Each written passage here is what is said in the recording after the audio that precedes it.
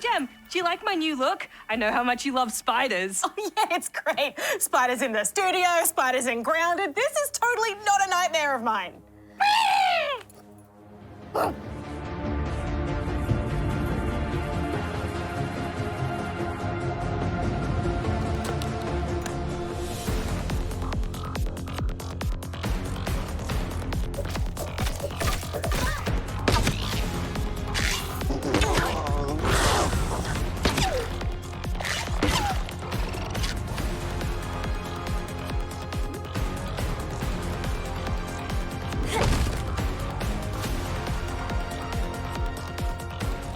Grounded is a game that takes everyday items and garden critters and asks the question, what if they were a million times scarier?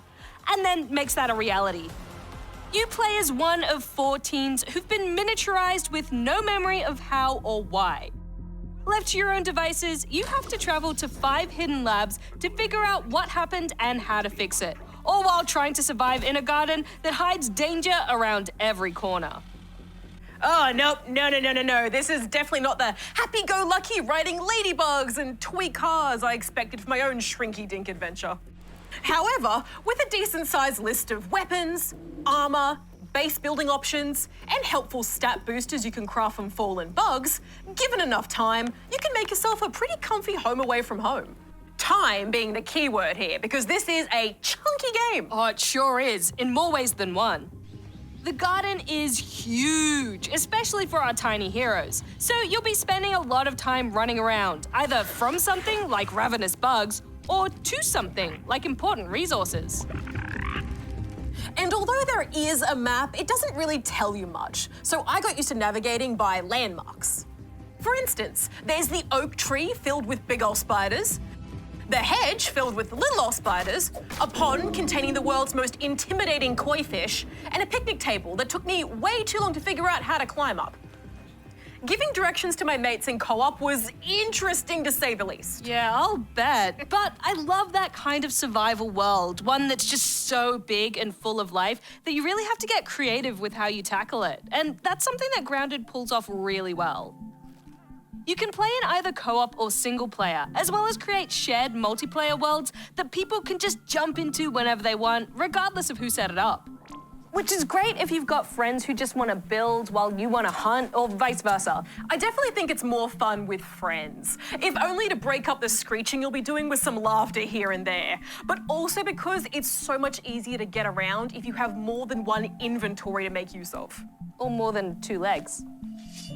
As it is, the space you have is criminally small, given how much stuff you'll be lugging around. Yeah, even just having the option to expand the inventory by a few slots would have been nice. Otherwise, you just spend half your time dropping common items so that you can make room for more important or rarer resources. And you've already got enough to worry about on a hunt, especially at night. Bugs are all over the place and vary in how hard they can hit you. Some, like aphids, are docile and will flee, while ants are curious, but will mostly give you space unless you attack them first. Then there's larvae, which hate you all the time, bombardiers, who are just the worst, and stink bugs, which just, ew, why? Why are you the way you are? Oh, stop that! Unfortunately, I found the melee combat to be quite finicky at times, and in the heat of the moment, little mistakes can cost you dearly. It was pretty frustrating early on to feel like every enemy could and would drop me in a matter of seconds. I just got so tired of dying all the time. Yeah, I get that. The close combat issues really started to annoy me, and that is why I used the bow all the time. Building up your arsenal by picking off the smaller prey, working your way up to those big beefy boys, that's the bread and butter of survival games like this. You can also scan the bug parts you harvest for Science.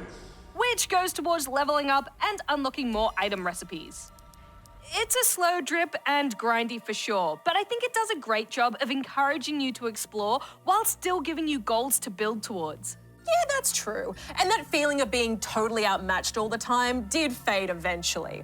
However, I still found myself too often getting stuck in that cycle of needing tougher weapons to beat tougher bugs, but not having them because I couldn't beat the tougher bugs I needed to make the weapons with. Thankfully, though, Grounded has a bunch of really useful game settings you can fiddle with to create a more custom experience, which I found super handy.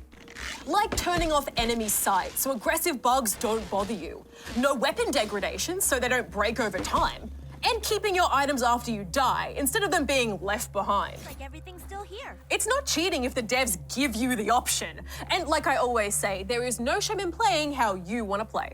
Yeah, as long as you're having fun. And for those that aren't a fan of the survival genre, you can start up a game in creative mode. And for arachnophobes, there is the option to make the spiders look less, spidery.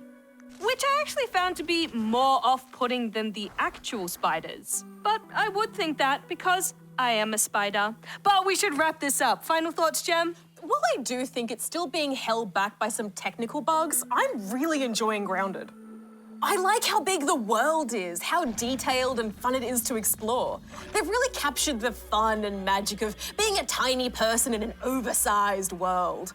After 40 plus hours between this and the early access version, I'm still finding new things. So I'm giving Grounded 4 out of 5 rubber chickens. What I like most about this game is how much it commits to the bit without ever taking itself too seriously. They've really lent into those classic survival sandbox elements to create a super satisfying and moreish experience. There is still some work to be done, but what's here is a dang good time. So I'm giving it 4.5 out of 5 rubber chickens.